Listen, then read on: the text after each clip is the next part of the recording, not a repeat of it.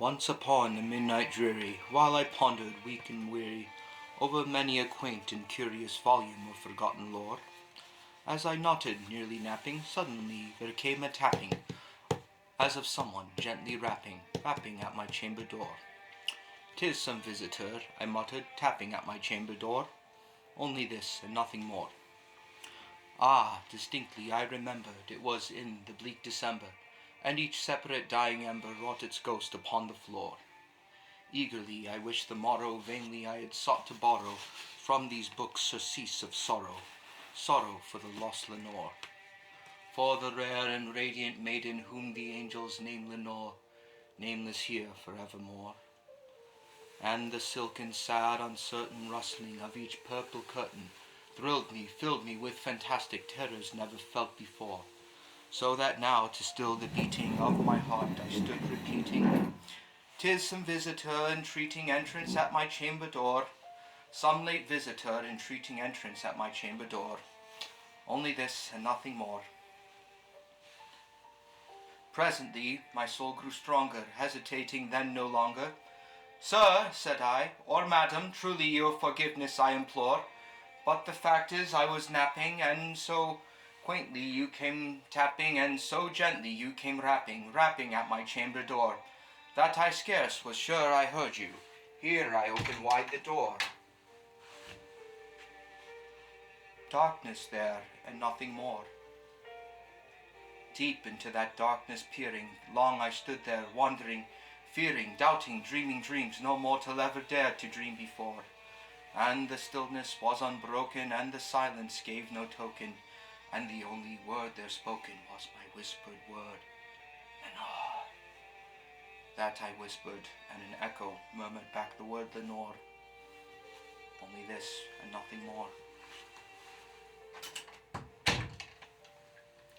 Back into my chamber turning, all my soul within me burning, suddenly I heard a tapping somewhat louder than before. "Surely," said I, "surely that is something at my window lattice. Let me see then what thereat is, and this mystery explore. Let my heart be still a moment, and this mystery explore. 'Tis the wind, and nothing more." Open here I flung the shutter, when with many a flirt and flutter, in there flew a stately raven from the saintly days of yore. Not the least obeisance made he, not a minute swoon nor swayed he, but with mien of lord or lady perched upon my chamber door. Perched upon a bust of Pallas, sitting on my chamber door, perched and sat, and nothing more.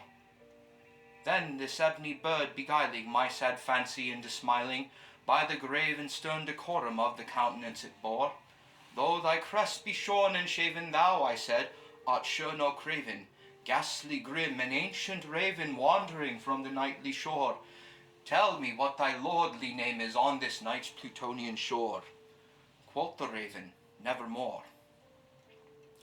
Much I marvelled this ungainly fowl to hear discourse so plainly, though its answer little meaning, little relevancy bore, for we cannot help agreeing that no sublunary being ever yet was blessed with seeing bird upon his chamber door, bird or beast upon the sculpted bust upon his chamber door, with such a name as Nevermore.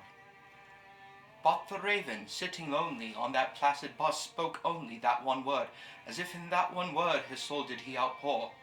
Nothing further than he uttered, not a feather than he fluttered, till I scarcely more than muttered, "Other friends have flown before, on the morrow he will leave me, as my hopes have dashed before." Quoth the raven, "Nevermore." Startled at the stillness broken by reply so aptly spoken, "Doubtless," said I, "what it utters is its only stock and store, caught from some unhappy master, whom unmerciful disaster followed fast and followed faster, till his soul one burden bore, till the dirges of his hopes that melancholy burden bore, of nevermore." But the raven, still beguiling my sad fancy into smiling, straight I wheeled a cushioned seat in front of bird and bust and door. Then upon the velvet sinking I betook myself to thinking, fancy unto fancy linking, what this ominous bird of yore, what this grim, ungainly, ghastly, gaunt, and ominous bird of yore meant in croaking nevermore. This I sat engaged in guessing, with no syllable expressing, to the fowl whose fiery eyes now burned into my bosom's core. This and more I sat divining, with my head at ease reclining on the cushioned velvet lining that the lamplight gloated o'er. Oh, but whose velvet violet lining that the lamplight gloated o'er, she shall press, nevermore.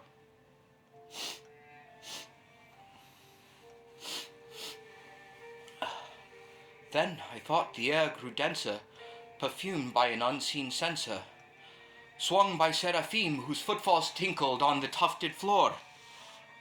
Wretch, I cried, thy God hath lent thee, by these angels he had sent thee, respite, and nepenthe of these memories of Lenore. Oh, quaff this kind nepenthe, and forget this lost Lenore. Quoth the raven, nevermore. Prophet, said I, thing of evil, prophet still if bird or devil, whether tempest sent, or whether tempest tossed thee here ashore, desolate, yet all undaunted, on this desert land enchanted, on this home by horror haunted, tell me truly, I implore, is there balm in Gilead? Tell me truly, I implore. Quoth the raven, nevermore. Prophet, said I, thing of evil, prophet still if bird or devil, by that heaven that bends above us, by that God we both adore, tell this soul with sorrow laden, if in the distant Aden it shall clasp a sainted maiden, whom the angels name Lenore. Clasp a rare and radiant maiden, whom the angels name Lenore. Quoth the raven, nevermore. Be that word a sign of parting, bird or fiend, I shrieked upstarting. Get thee back into the tempest and the night's Plutonian shore. Leave no black plume as a token of that lie thy soul hath spoken. Leave my loneliness unbroken, quit the bust upon my door. Take thy beak from out my heart, and take thy form from off my door. Quoth the raven, nevermore. And the raven, never flitting, still is sitting on that placid bust of Pallas, sitting on my chamber door. And his eyes have all the gleaming of a demon's that is dreaming, and the lamplight o'er him streaming throws his shadow on the floor. And my soul from out that shadow that lies floating on the floor shall be lifted